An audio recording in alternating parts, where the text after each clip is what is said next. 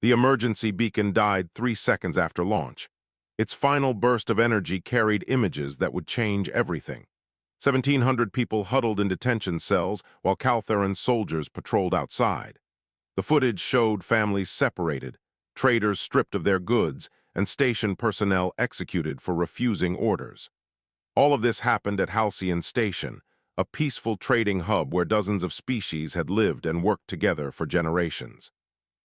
Grand Admiral Thoros watched the station surrender from his command throne aboard the Eternal Judgment. His flagship dwarfed every structure in the system. Around him, holographic displays showed conquered worlds stretching across 3 galactic arms. 847 systems belonged to the Caltheran Dominion. Halcyon Station made 848. Another easy victory, his tactical officer reported. Resistance lasted 6 hours, civilian casualties minimal, compliance is now absolute. Thoros barely acknowledged the report. Easy victories had become routine. The Dominion conquered not through cunning or strategy, but through simple, overwhelming force. Their ships were faster, their weapons stronger, their shields impenetrable. Every species that stood against them learned the same lesson. Resistance was pointless. Broadcast the surrender across all known channels, Thoros ordered. Let the galaxy see what happens to those who stand in our path. The transmission went out as it always did. Other species would receive the message and understand. The Dominion could not be stopped. Some would surrender immediately when Caltheran ships arrived at their borders. Others would fight briefly before accepting the inevitable. Either way, the result was always the same. What Thoros did not know was that one emergency beacon had escaped his blockade. A maintenance worker named Pell had modified an old cargo drone, stripping away everything except its engine and a single transmitter. He programmed it to jump toward the only region his database showed as unclaimed by the Dominion. The little drone vanished into hyperspace, carrying its terrible cargo of images and pleas for help. 3 weeks later, the drone limped into human space. Its power cells were nearly dead. Its hull showed burn marks from pushing beyond safe limits. It broadcast its message on every frequency, hoping someone would listen. Forward Station Gemini picked up the signal first. The station hung at the edge of human territory, a waypoint for ships traveling to distant colonies. Its crew of 200 maintained sensor arrays and provided emergency services to passing vessels. They were not soldiers, but they knew distress when they heard it. Station Commander Helen Brooks played the message for her senior staff. They watched in silence as the footage showed Caltheran soldiers herding civilians into cells. They heard the screams when families were torn apart. They saw bodies lying in corridors after the executions. "How far is Halcyon Station from here?" Brooks asked quietly. 4 weeks at maximum cruise, her navigator replied. "But Commander, we're a supply depot. We have no combat capabilities." "I know what we are," Brooks said. She forwarded the message to every human military installation within range. "Someone needs to see this. Someone needs to respond." The message reached the CDFS Tenacious 30 hours later. Commander Lewis Carter was completing a routine patrol of the outer colonies when the priority transmission arrived. He was 42 years old, a career officer who had served on 6 different ships during his 20-year career. He had fought pirates, rescued stranded colonists, and mediated disputes between rival mining operations. He had never faced a threat like the Caltheran Dominion. Carter assembled his senior officers in the briefing room. His executive officer, Lieutenant Sarah Park, pulled up tactical data on the Dominion fleet. The numbers were not encouraging. "They have 60-plus capital ships at Halcyon Station," Park said. "Our intelligence suggests each one is significantly more advanced than anything we field. Their shields can absorb direct hits from antimatter warheads. Their weapons can crack planetary crust." "How long until the main fleet can respond?" Carter asked. 6 weeks minimum, Park replied. "Command is assembling a task force, but gathering enough ships to face a Dominion fleet takes time." Carter studied the tactical display. Halcyon Station was 4 weeks away. By the time human reinforcements arrived, The Dominion would have complete control of the region. Other species would see humanity's failure to respond and understand that even humans, despite their reputation for stubbornness, knew when they were outmatched. Set course for Halcyon Station, Carter ordered. Maximum speed. The bridge fell silent. Everyone knew what this meant. The Tenacious was a heavy cruiser, one of humanity's more powerful warships, but it was still just one ship. Against a Dominion fleet, survival seemed impossible. Commander, Park said carefully, will be arriving alone, unsupported, against overwhelming odds. I'm aware of the tactical situation, Carter replied. He looked at each of his officers in turn. But 1,700 civilians are being held prisoner. Other species are being terrorized by bullies who think might makes right. If we don't respond, if we let fear dictate our actions, then we're no better than the Dominion. We could die, Park said. Probably, Carter agreed. But we might also give those people hope. We might show the galaxy that someone is willing to stand up to tyranny, and maybe, just maybe, we'll surprise everyone. The Tenacious changed course, its engines burning bright as it accelerated toward Halcyon Station. Behind it, Forward Station Gemini transmitted updates to Fleet Command. Ahead, the Caltheran Dominion continued consolidating its latest conquest, unaware that something new was coming, something they had never encountered before. A human warship that refused to accept the inevitable. Days blurred together aboard the Eternal Judgment. Grand Admiral Thoros reviewed supply manifests and deployment schedules with the enthusiasm of someone sorting recycling. Conquest had become bureaucracy. Each new system required administrators, security forces, and resource extraction operations. The glory of battle had given way to endless paperwork. His intelligence chief, a young officer named Drell, entered the command center carrying a data tablet. Admiral, we have completed analysis of neighboring territories. Several systems show potential for expansion. Thoros accepted the tablet without interest. His eyes scanned through species classifications, technological assessments, and projected resistance levels. Most entries were marked green, indicating easy targets. A few showed yellow, suggesting minor complications. One entry caught his attention. Humanity, Thoros read the name aloud. I don't recognize this species. They are relatively new to space travel, Drell explained. Only 42 colonized worlds, limited military capabilities. Our analysts project a surrender within days of initial contact. Thoros scrolled through the data. Human ships looked strange compared to sleek Caltheran designs. They were bulky and angular, covered in redundant systems and excessive armor plating. Their weapons seemed primitive. Kinetic accelerators instead of plasma cannons, chemical propellants instead of antimatter cores. No energy shields at all, just physical barriers of metal and composite materials. They build their ships like ancient fortresses, Thoros laughed, as if adding more metal will protect them from modern weapons. Other officers gathered around to view the data. Soon the entire command center was mocking human engineering. Someone suggested humans were too stupid to understand advanced technology. Another joked that human ships probably broke down constantly with all those complicated systems. Should we add human space to our expansion plans? Drell asked. Thoros shook his head. Not yet. They're too far from our current positions. Let them play at being a spacefaring civilization for a few more years.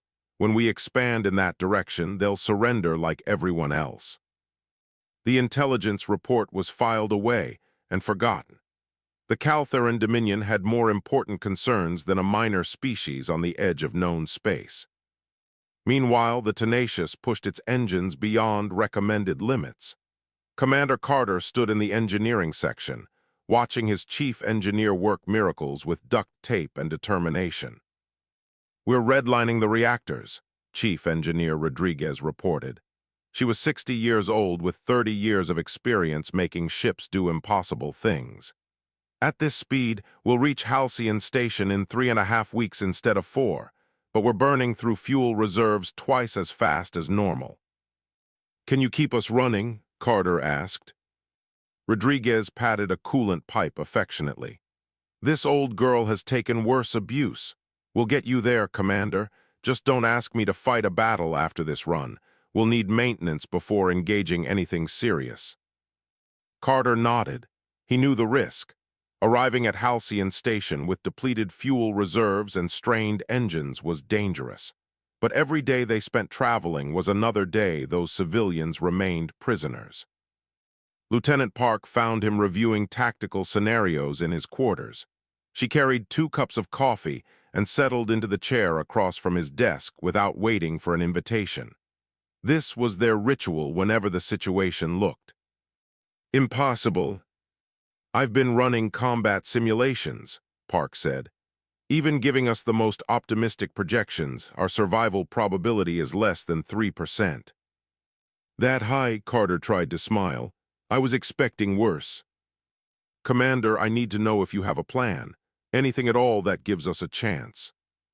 Carter pulled up a holographic display showing Dominion ship designs. "Look at their construction. Sleek, efficient, elegant. Everything is integrated for maximum performance. Redundancy is minimized to save weight and increase speed. That makes them superior to us in every category," Park pointed out.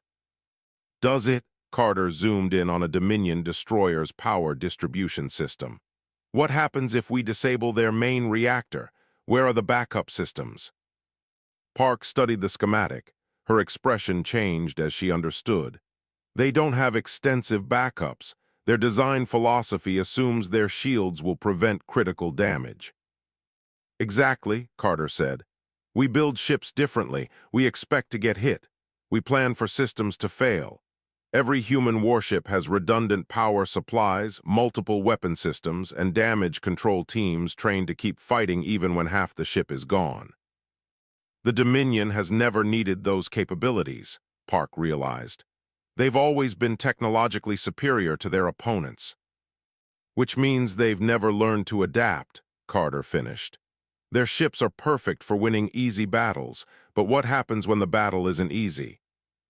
Park set down her coffee. "You think we can exploit their overconfidence?" "I think we have to try," Carter replied. "We can't outshoot them, we can't outrun them, but maybe we can outstubborn them. Maybe we can survive long enough to make them realize this won't be another easy victory." The Tenacious continued its desperate race across the stars. In engineering, Rodriguez and her team performed maintenance on systems that screamed for rest. In tactical, weapons officers reviewed firing solutions for scenarios that seemed suicidal. In medical, doctors prepared for casualties that might include everyone aboard. Commander Carter walked the corridors of his ship, stopping to talk with crew members. He knew many would not survive what was coming, but he also knew something the Caltheran Dominion did not understand. Humanity had spent thousands of years fighting itself. They had developed warfare in terrible art form. Every human aboard the Tenacious descended from ancestors who survived wars, plagues, natural disasters, and countless other threats.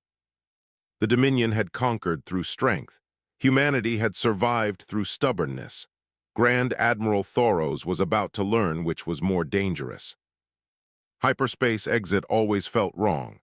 Reality twisted sideways, colors inverted, and for one terrible moment existence itself seemed negotiable. Then the Tenacious dropped back into normal space at the edge of the Halcyon system, its sensors immediately flooding with tactical data. 63 Caltheran warships formed a defensive sphere around Halcyon Station. Energy signatures blazed across the sensor screens. Each ship radiated enough power to sterilize a planet. The nearest patrol squadron was already changing course to intercept the human vessel. "They've detected us," Lieutenant Park reported from her station. 4 destroyers inbound, time to weapons range 8 minutes. Commander Carter settled into his command chair. Around him, the bridge crew moved through pre-combat checks with practiced efficiency. No panic, no uncertainty, just professionals doing what they trained for. "Open a channel to Halcyon Station," Carter ordered. "All frequencies, maximum broadcast power." The communications officer nodded. "Channel open, Commander." Carter took a breath. This moment would define everything that followed. This is Commander Lewis Carter of the Colonial Defense Force ship Tenacious.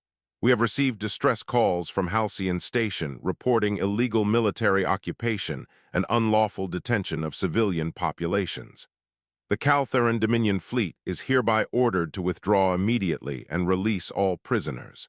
Continued occupation will be considered an act of war.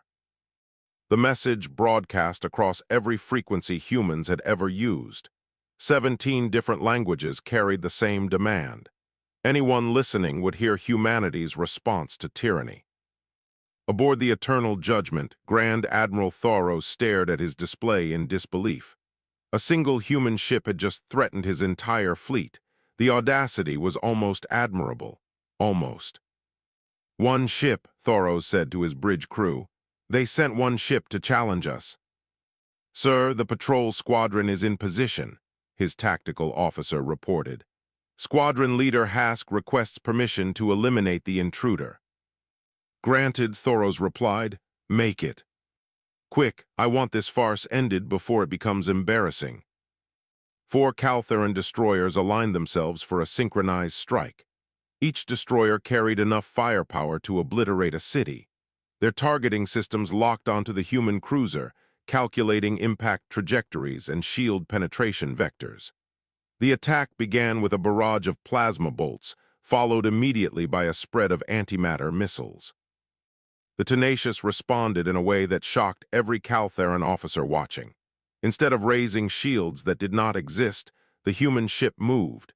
Its main engines fired at angles that should have torn the vessel apart. Maneuvering thrusters positioned across the hull created thrust vectors that defied conventional physics. The bulky human cruiser danced between incoming fire with impossible grace. "How are they moving like that?" Hask demanded from his destroyer's bridge. "Their mass-to-thrust ratio doesn't allow for those acceleration curves." His tactical officer checked the readings 3 times. "Sir, their ship masses twice what our sensors initially reported. They're using internal gravity manipulation to reduce inertial stress on the crew during high-G maneuvers." "That technology doesn't exist," Hask said. "Apparently it does for humans," his officer replied. The plasma bolts that should have vaporized the Tenacious instead struck empty space. The antimatter missiles, guided by systems that had never missed a target, found themselves intercepted by point defense fire of stunning accuracy. Rapid-firing cannons tracked multiple incoming threats simultaneously, destroying missiles with single shots. Commander Carter watched the tactical display with grim satisfaction. "They're firing in patterns, predictable patterns. Park, you seeing this?" "Yes, sir," Park replied. "They're using optimal firing solutions, maximizing damage potential while minimizing energy expenditure. Very efficient." "Also very predictable," Carter said. "Rodriguez, give me everything you've got. Weapons target their lead destroyer. Railguns only. Let's see how their shields handle kinetic penetrators." The Tenacious accelerated toward the Caltheran squadron instead of away from it. Human engineering had built the ship around 4 massive railguns, each one capable of accelerating a tungsten penetrator to 3% of light speed. At these velocities, the projectiles carried kinetic energy equivalent to small nuclear weapons. The lead Caltheran destroyer's shields flared brilliant blue as the first penetrator struck. Energy barriers designed to disperse plasma and contain antimatter reactions encountered something they were not built to handle. Solid matter moving at relativistic speeds did not disperse. It punched through. The tungsten rod, still traveling at thousands of kilometers per second, tore through the destroyer's shield and impacted its primary hull. Armor vaporized. Internal bulkheads compressed and shattered. The penetrator exited through the opposite side of the ship, leaving a perfectly cylindrical hole 3 meters wide. "Direct hit," Park reported. "Their shields are collapsing, secondary explosions throughout their engineering section." 3 more railgun shots followed in rapid succession. The other destroyers tried to evade, but they were built for speed and efficiency, not maneuverability. 2 more took direct hits. The fourth managed to angle its shields, deflecting the penetrator at the cost of massive energy drain. "Cease fire," Carter ordered. "Open channel to all Caltheran vessels." The communications officer looked up in surprise but complied. "Channel open, Commander." "This is your final warning," Carter said. "Withdraw from Halcyon Station or the next shots target your engines. You won't be destroyed. You'll be stranded here while we free the prisoners. Then the galaxy will know that the mighty Caltheran Dominion was defeated by a single human cruiser." Aboard the Eternal Judgment, Grand Admiral Thoros felt something he had not experienced in decades. Fear. Not for his own life, but for his reputation, for the Dominion's reputation. 4 destroyers had engaged a single enemy ship and lost. "All ships," Thoros commanded. "Battle stations, prepare for fleet action." His tactical officer turned pale. "Sir, you're deploying the entire fleet against one ship." "I'm deploying the entire fleet to eliminate a threat," Thoros corrected. "This ends now." Commander Carter saw the massive fleet beginning to move on his sensors. He looked at his crew and smiled. Now the real fight begins. 20 ships moved to encircle the Tenacious. Grand Admiral Thoros had ordered a battle formation called the Crusher, designed to eliminate enemy vessels through coordinated fire from multiple angles simultaneously. No ship had ever survived the Crusher. The Caltheran Dominion used it only when they wanted to send a message. Commander Carter watched the enemy formation take shape. His tactical display painted the situation in colors that meant death. Red icons surrounded his single blue marker, closing like a fist. Every tactical computer aboard the Tenacious calculated survival probability at 0.03%. "They're trying to box us in," Lieutenant Park said. Her voice stayed calm despite the numbers on her screen. "If they achieve complete encirclement, we'll be taking fire from every direction." "Then we don't let them complete the encirclement," Carter replied. He studied the enemy formation, looking for weaknesses. "Rodriguez, how are our engines holding up?"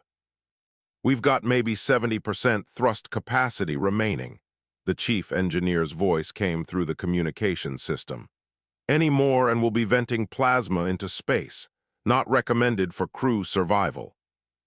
70% will have to be enough," Carter said. He pointed at a gap in the enemy formation. "There, 2 heavy cruisers moving into position. They're 40 seconds from achieving optimal firing angles. We go through them before they're ready."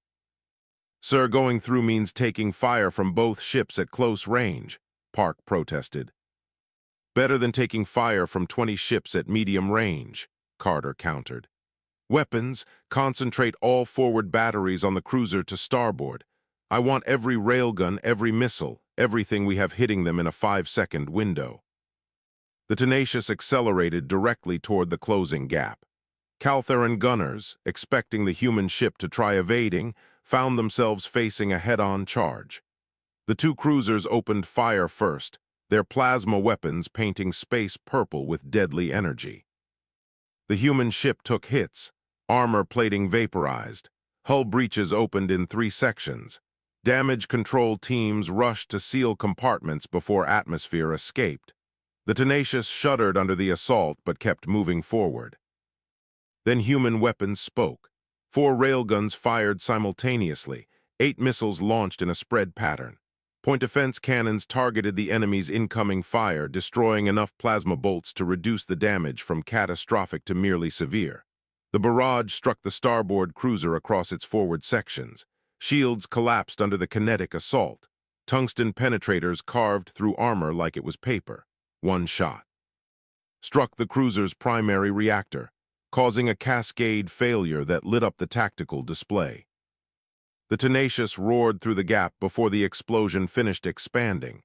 Behind it, the damaged cruiser tumbled out of formation, its power systems failing.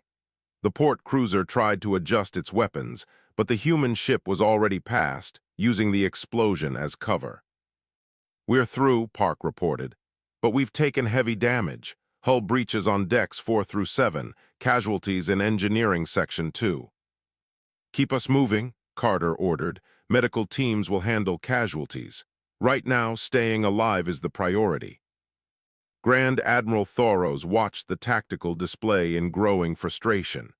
The human ship had punched through his formation and was now behind his front line. Worse, it was broadcasting on all frequencies to the prisoners at Halcyon Station. "People of Halcyon," Commander Carter's voice echoed across multiple channels. "This is Commander Lewis Carter. We are here to secure your freedom. Hold on a little longer. Help has arrived." Inside Halcyon Station's detention centers, 1,700 prisoners heard those words. Species from a dozen different worlds looked at each other in amazement. Someone had come.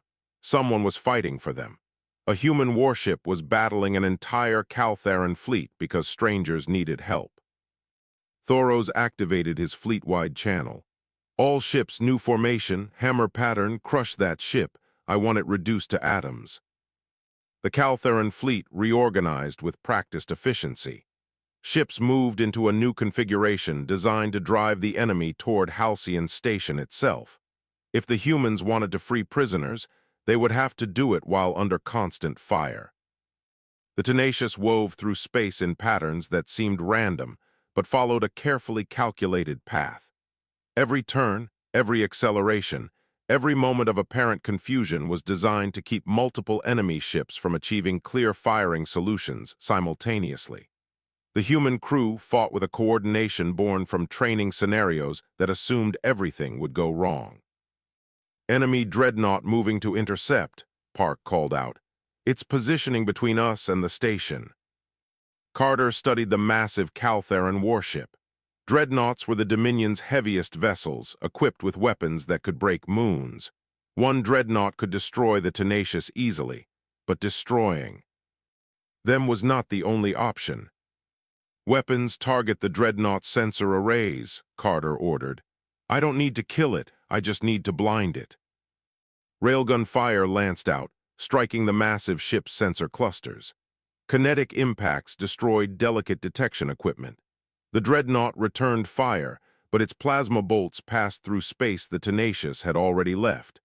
Blinded and confused, the massive ship became an obstacle for other Caltheran vessels trying to pursue the human cruiser. Hours passed. The battle became a deadly dance. The Tenacious took hit after hit, its armor blackened and scarred. Entire sections lost atmosphere. Crew members died at their stations, replaced by others who stepped over bodies to keep fighting. But the human ship refused to die. Chief Engineer Rodriguez worked miracles in engineering, rerouting power through damaged systems, bypassing destroyed circuits, and keeping engines running when they should have exploded. Medical teams performed surgery while the ship bucked and rolled under fire. Damage control crews sealed breaches with whatever materials they could find. On the bridge, Commander Carter never left his chair. Blood ran down his face from a scalp wound, but he ignored it. Lieutenant Park's station sparked and died, so she moved to auxiliary controls and kept coordinating weapons fire. Every member of the crew pushed themselves beyond normal human limits. The Caltheran fleet had expected an easy victory. They found themselves in the longest engagement any of them had ever experienced. 17 Dominion ships were damaged or destroyed. The human cruiser remained operational, and across known space, other species watched through sensor nets and transmitted data, seeing the impossible happen. One human ship was fighting an entire fleet to a standstill. Emergency signals arrived at the Eternal Judgment faster than Grand Admiral Thoros could process them. His communication systems flooded with reports from damaged ships requesting assistance, from commanders demanding reinforcements, from medical bays overwhelmed with casualties. The single human cruiser had somehow disabled or destroyed 18 Caltheran vessels. "How is this possible?" Thoros demanded. "We outnumber them 60-1, our technology is superior, our ships are more powerful, yet they're still fighting." His intelligence officer, Drell, worked frantically at his station. "Admiral, I'm receiving updated analysis from Dominion Command. They've completed full strategic assessment of human military capabilities." And Thoros snapped. Drell's hands shook as he read the report. "Admiral, we made a critical error. Humanity is not a minor spacefaring species. They're a Deathworld civilization. The term made Thoros pause. Deathworld civilizations were rare in the galaxy. Most intelligent species evolved on planets with stable environments and moderate challenges. Deathworld species evolved on planets that actively tried to kill them. Such species developed unusual characteristics: aggression, adaptability, stubbornness that bordered on insanity. Explain, Thoros ordered. Earth's gravity is 30% higher than Calthara, Drell read from the report. Their atmosphere has higher oxygen content, which makes everything more flammable. Their planet experiences violent weather patterns, tectonic instability, and frequent asteroid impacts. Hundreds of species on Earth can kill humans easily, yet humans became the dominant predator. What does this have to do with their ships? Thoros demanded. Everything, sir, Drell replied. Humans didn't develop technology in a peaceful environment. They developed it while fighting themselves. Their history shows thousands of wars, each one teaching them new ways to kill and survive. The tactics we're seeing from the Tenacious aren't new. They're refined from centuries of human-on-human warfare. Thoros looked at the tactical display. The human ship was damaged but still operational, still fighting, still refusing to accept the inevitable. What are you telling me? I'm telling you that we've never faced an opponent like this, Drell said. Every species we've conquered accepted their technological inferiority and surrendered. Humans don't care about technological inferiority. They expect to be outmatched. Their entire military doctrine assumes they'll face superior enemies. The implications settled over Thoros like a cold weight. The Dominion had conquered through strength and technology. But humanity had survived through something more dangerous. They had survived through sheer bloody-minded refusal to quit. Sir, new contacts, the sensor officer called out. Hyperspace signatures at system edge, 3 vessels, they're human. Thoros felt his confidence crack. 3 more human ships meant 3 more battles like the one they were. Currently losing. He pulled up the sensor data, 2 heavy cruisers similar to the Tenacious, and 1 much larger vessel. Identify that large contact, Thoros ordered. Fleet carrier, sir, the sensor officer replied. Launching fighter craft, count is 80 and climbing. 80 fighters, each one carrying the same weapons that had proven effective against Dominion capital ships. Thoros watched the tactical display and understood with terrible clarity. The Tenacious had not been humanity's best. It had simply been the closest ship available when the distress call arrived. Open a channel to the human commander, Thoros said quietly. Commander Carter's face appeared on the main display. He looked exhausted. Blood covered half his face from wounds he had not bothered treating. His uniform was torn and burned, but his eyes held steady. Admiral Thoros, Carter said, are you ready to discuss terms? Thoros wanted to rage, wanted to order his fleet to destroy all the human ships regardless of cost. But he was not a fool. His fleet was already damaged. More human reinforcements would arrive eventually. And somewhere in Dominion High Command, analysts were realizing the same thing he had. The galaxy had changed. The era of easy conquest was over. What are your terms? Thoros asked, hating every word. Immediate withdrawal from Halcyon Station and all surrounding systems, Carter replied. Release of all prisoners, no retaliation against the civilian population, and 1 additional requirement. Which is? You will send a diplomatic representative to human space, Carter said. It's time the Dominion understood what they're dealing with. We're not another minor species you can bully. We're humanity, and we don't surrender. Thoros considered his options. He could refuse and continue fighting. More Dominion ships would die. Eventually, humanity would summon enough forces to threaten his flagship. The battle would become legendary, but not in the way he wanted, or he could accept these terms and salvage what remained of his fleet's reputation. Agreed, Thoros said. But understand this, human. The Dominion spans 847 systems. You have 42. We are not defeated.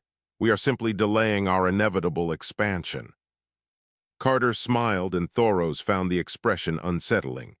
Admiral, you've just spent hours fighting one of our ships. We have 300 more. You want to test how many systems you'll lose before you reach Earth? Be my guest, but I think your high command will have other ideas. The channel closed. Thoros sat in his command throne, staring at the tactical display. Around him, his officers waited for orders. The great Caltheran Dominion, conqueror of 847 star systems, was withdrawing from a battle against 4 human ships. Begin withdrawal procedures, Thoros ordered. Release the prisoners. Contact Dominion Command and inform them we need to establish diplomatic relations with humanity. Sir, Drell asked carefully, what do we tell them about what happened here? Thoros considered the question. What had happened here would spread across the galaxy regardless of what he reported. Other species had monitored the battle. They had seen the impossible. One human ship had held off an entire Dominion fleet long enough for reinforcements to arrive.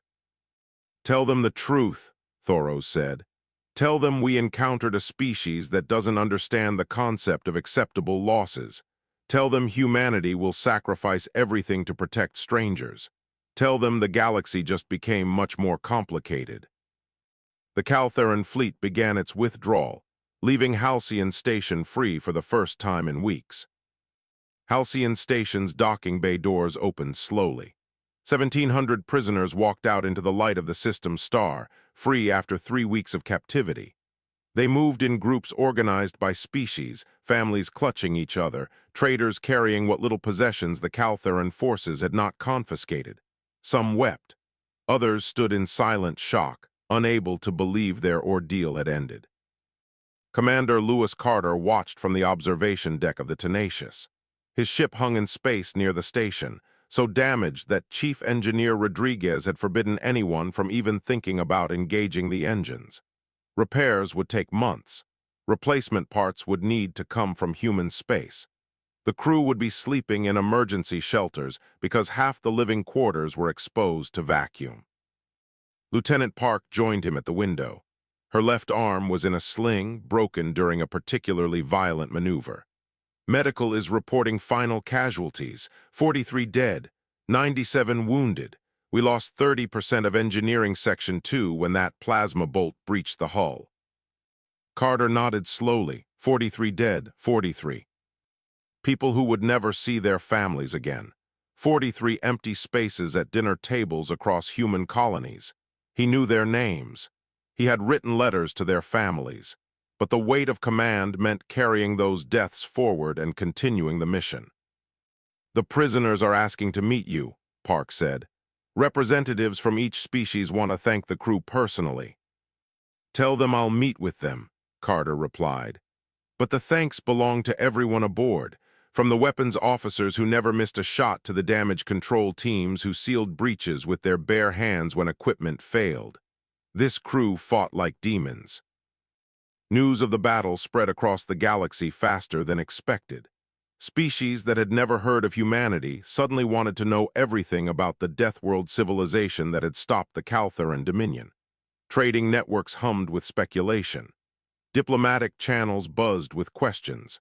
And quietly, carefully, representatives from smaller civilizations began reaching out to human embassies. On a neutral trading station called Haven's Gate, 6 weeks after the Battle of Halcyon, humans and Caltheran officials met for formal diplomatic contact. The meeting room was deliberately sparse, just a table and chairs. No weapons, no guards, just 2 species trying to understand each other. Ambassador Patricia Walsh represented humanity. She was 70 years old, a career diplomat who had negotiated peace treaties, trade agreements, and cultural exchanges across human space. Across from her sat Minister Grell, a Caltheran official sent by the High Command to establish formal relations. Your commander humiliated our fleet, Grell said without preamble. 18 ships damaged or destroyed. Admiral Thoros is being investigated for incompetence. The Dominion's reputation has suffered significantly. Your fleet invaded a peaceful station and imprisoned innocent civilians, Walsh replied calmly. Commander Carter responded appropriately to an illegal military occupation. The Caltheran Dominion has conquered 847 systems, Grell said. We are the dominant power in known space. You were the dominant power, Walsh corrected. Past tense. The galaxy knows now that technological superiority doesn't guarantee victory. Other species are forming defensive alliances. Your easy conquests are over. Grell leaned back in his chair, studying. The human diplomat. What do you want? Territory? Resources? We can negotiate compensation for the ships you destroyed. We want you to stop invading peaceful civilizations, Walsh said. We want the Dominion to join the galactic community as a partner, not a conqueror. We want to trade, share knowledge, and build a future where species cooperate instead of dominate. And if we refuse? Walsh met his gaze without flinching. Then you'll find humanity standing in your way every time you try to bully someone weaker. We have 300 warships, 42 colonies, and a population that has spent 10,000 years perfecting warfare. How many systems are you willing to lose to maintain your empire? The question hung in the air. Grell knew the answer. The High Command knew the answer. The entire Dominion knew the answer. Humanity could not defeat the Dominion militarily, but they could make conquest so costly, so bloody, so expensive that expansion became impossible. The Dominion does not surrender, Grell said quietly. No one is asking you to, Walsh replied. We're asking you to evolve, to become more than conquerors, to show the galaxy that the Caltheran people are capable of cooperation and diplomacy. Weeks became months. The Tenacious returned to human space for extensive repairs. Commander Carter received medals, promotions, and speaking requests he politely declined. His crew scattered to new assignments, carrying with them the knowledge that they had changed galactic history. Halcyon Station rebuilt under joint administration by the species who called it home. The Caltheran Dominion did not return. Instead, they sent trade missions, cultural ambassadors, and eventually requests for technological exchanges. The 847 conquered systems remained under Dominion control, but expansion stopped. Other species took notice. Defensive pacts formed across the galaxy. Species that had lived in fear of conquest found courage in humanity's example. The age of easy conquest ended not with a massive war, but with one crew's refusal to let evil go unanswered. Years later, historians would debate the Battle of Halcyon. Some called it the moment humanity announced itself to the galaxy. Others argued it was simply good tactics against overconfident opponents. But everyone agreed on one fact. One human warship had held the line when retreat would have been logical. 43 humans had died so 1,700 strangers could live free. That was humanity's introduction to galactic civilization, not as conquerors or traders or explorers, but as protectors, as the species that showed up when no one else would, as the people who believed that freedom mattered more than tactical advantage. The Caltheran Dominion had dominated galaxies effortlessly, conquering through strength and technology.